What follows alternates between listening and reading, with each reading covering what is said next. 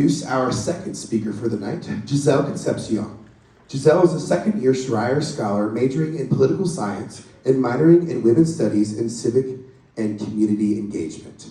Outside of the classroom, Giselle advocates for a greater emphasis on civic engagement on campus through voter registration and education efforts.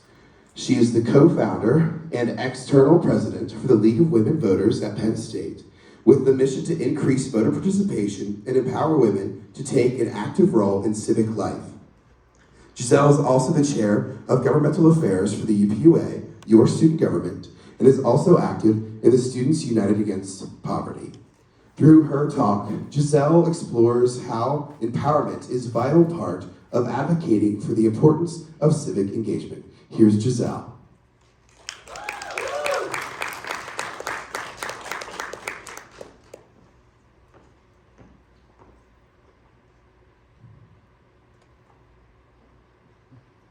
My vote doesn't matter. It's a phrase I've heard hundreds of times while registering voters. Demonstrating the value of a vote is important, yet difficult.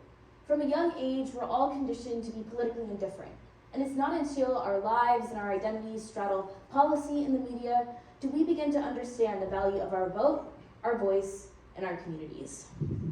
I've always been politically attentive, but everything changed for me when I was 13 years old and I moved to the sunny island of Bermuda.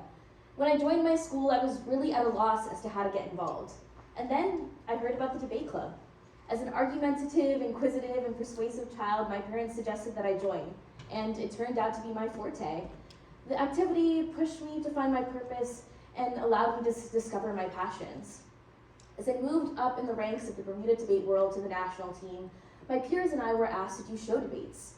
We debated everything from fintech policy to the sugar tax.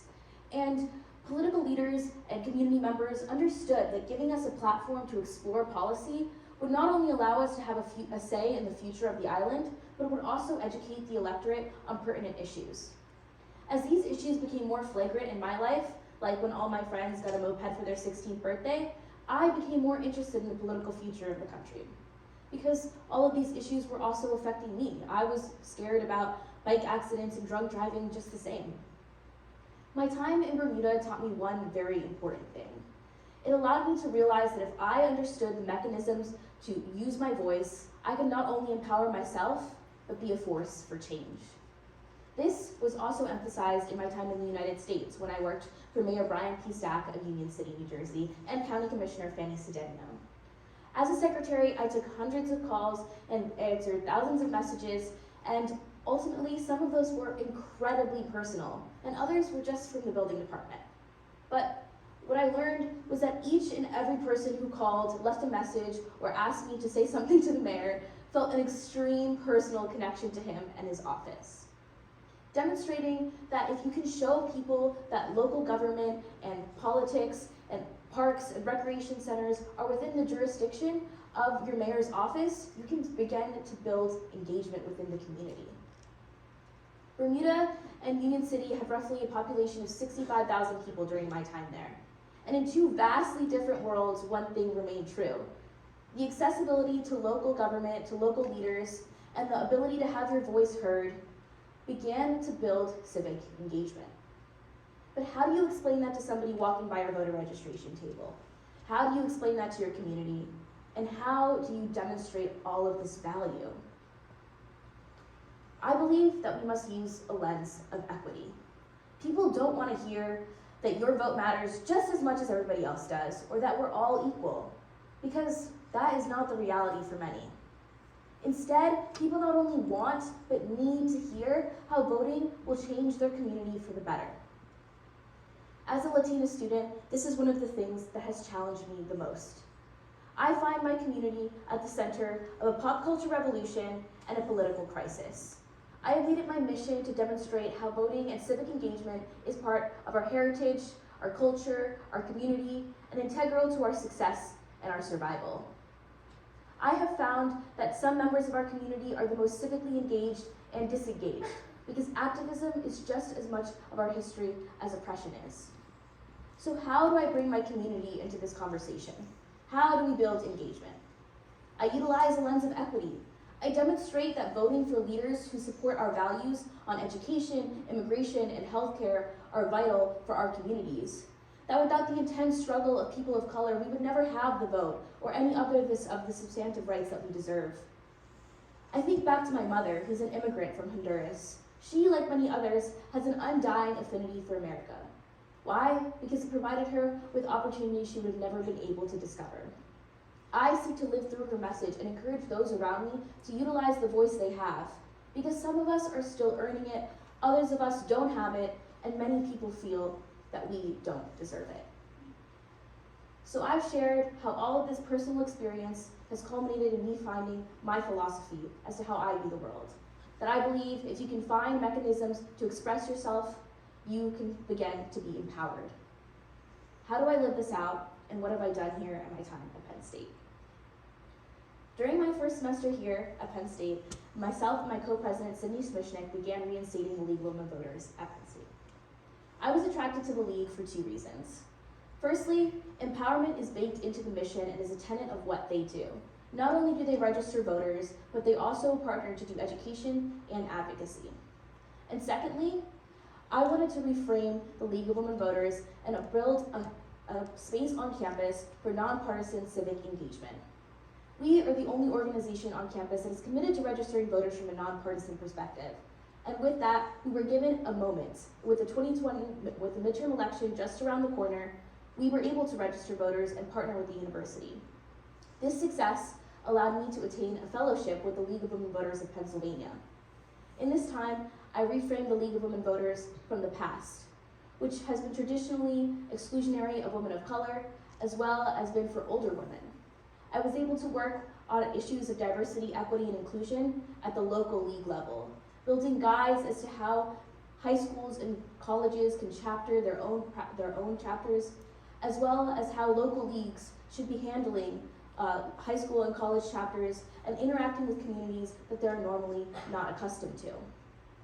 Through this, I was able to live through my mission of creating avenues for girls like me all across the Commonwealth to find their league, to find their voice, and to become empowered. Like much of my work and my experience, it all builds upon each other, and this time with the League built the foundation for my time as the Chair of Governmental Affairs for the University Park Undergraduate Association. It was during my time that I learned about the land-grant mission and about Advocate Penn State.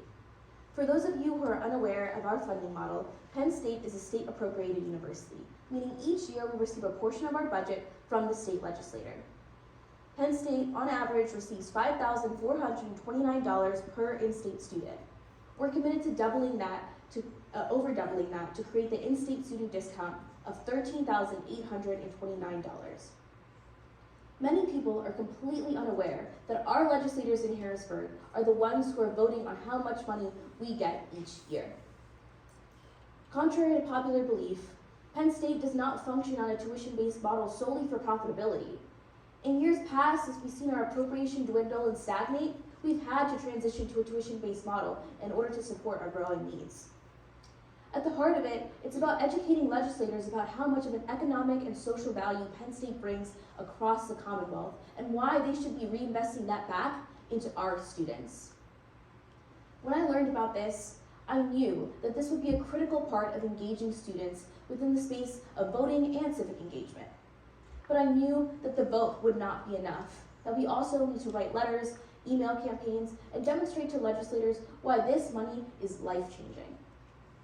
Like I've said before, I was able to use a lens of equity to demonstrate how higher education funding is of paramount importance to students as a voting issue, and why they should be getting involved to create more equitable higher education funding across the board. So I've shared a plethora of personal experiences, knowledge, understandings, and all of this has culminated into finding a message of empowerment. All of these messages are working together: local government, higher education funding, inclusivity, diversity. And I encourage you to consider your positionality, how your experiences, your life, your positions allow you to live a life of civility. Because the truth is, we could all be doing better, and that includes the university. Penn State is a land-grant institution, meaning we have a commitment to providing civic engagement and civic participation as a public university. We are permitted to be providing unparalleled access to education. And that is something that means that our mission is also to encourage participation of voters and to encourage participation within civic life. We've demonstrated how voting is of the utmost importance when it comes to the Penn State appropriation, but also to a variety of other social and economic issues. And we need more structural and institutional support for this message. At the heart of my plea, I want you to consider whose responsibility this all is. Is it the responsibility of students to register voters day in and day out in the months leading up to an election? Is it the responsibility of students to create spaces for nonpartisan civic engagement? Why are we fighting so hard for the university to fulfill its mission? Our peers in the Big Ten pay their students, leverage athletics, and support voter registration through class registration. They support their students' missions, their purposes, and their activism. And Penn State should do the same before we all fall behind. Thank you.